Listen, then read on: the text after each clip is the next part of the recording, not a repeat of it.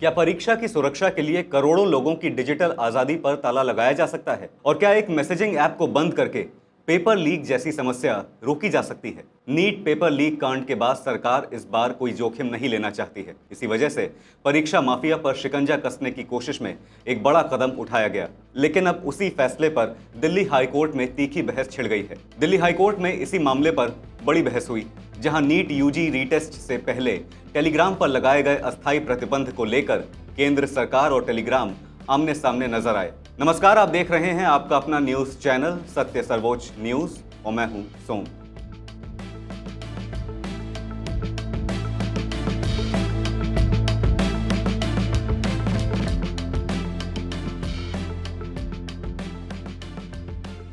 NEET UG 2026 री exam से पहले टेलीग्राम बैन को लेकर दिल्ली हाईकोर्ट में सुनवाई के दौरान अदालत ने केंद्र सरकार से कड़ा सवाल पूछा। कोर्ट ने कहा कि कुछ लोगों के संभावित दुरुपयोग की आशंका के आधार पर 15 करोड़ से अधिक भारतीय यूजर्स के अधिकारों को कैसे सीमित किया जा सकता है। जस्टिस तेजस करिया की बेंच ने पूछा कि अगर किसी प्लेटफॉर्म का कुछ लोग गलत इस्तेमाल कर रहे हैं तो क्या इसका मतलब यह है कि पूरे प्लेटफॉर्म को ही बंद कर दिया जाए? कोर्ट ने यह भी जानना चाहा कि अगर यही तर्क है तो फिर केवल टेलीग्राम ही क्यों?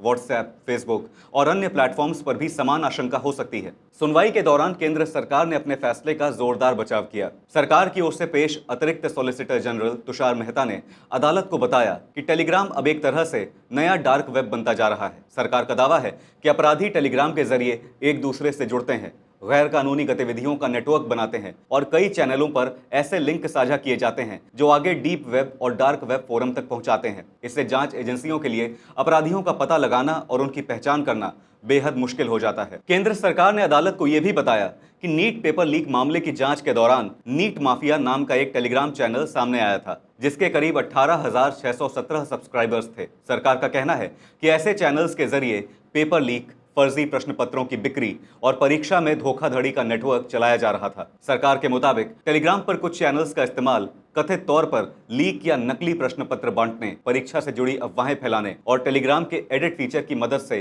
संदेशों के टाइम स्टैम्प तक बदलने के लिए किया जा रहा था। इसी वजह से 21 जून को होने वाले नीट रीटेस्ट से पहले प्लेटफॉर्म पर अस्थायी रोक लगाने का फैसला लिया गया। सुनवाई के दौरान केंद्र ने यह भी कहा कि उसके पास इस मामले से जुड़ी चौंकाने वाली सामग्री है, जिसे अदालत के सामने पेश किया जाएगा। हालांकि अदालत ने साफ संकेत दिया कि किसी डिजिटल प्लेटफॉर्म पर कार्रवाई करने के लिए ठोस आधार होना चाहिए। केवल आशंका के आधार पर करोड़ों यूजर्स को प्रभावित करने वाले फैसलों को न्यायिक कसौटी पर परखा जाएगा। उधर टेलीग्राम ने इस बैन को अदालत में चुनौती दी है। कंपनी का कहना है कि पूरे प्लेटफॉर्म को ब्लॉक करना गैर कानूनी, असंवैधानिक और अभिव्यक्ति की स्वतंत्रता पर चोट है। टेलीग्राम का तर्क है कि कुछ यूजर्स की गतिविधियों के लिए पूरे प्लेटफॉर्म को जिम्मेदार नहीं ठहराया जा सकता। कंपनी ने अदालत को बताया कि उसने नीट से जुड़े अवैध कंटेंट वाले 900 से ज्यादा लिंक हटाए हैं और नियमों के उल्लंघन की पहचान के लिए आर्टिफिशियल इंटेलिजेंस, मशीन लर्निंग और मैनुअल मॉडरेशन सिस्टम का इस्तेमाल किया है। टेलीग्राम के संस्थापक पवेल ड्यूरोव भी इस फैसले की आलोचना कर चुके हैं। उनका कहना है कि इससे 15 करोड़ से ज्यादा भारतीय यूजर्स प्रभावित हुए हैं, जबकि लीक करने वाले लोग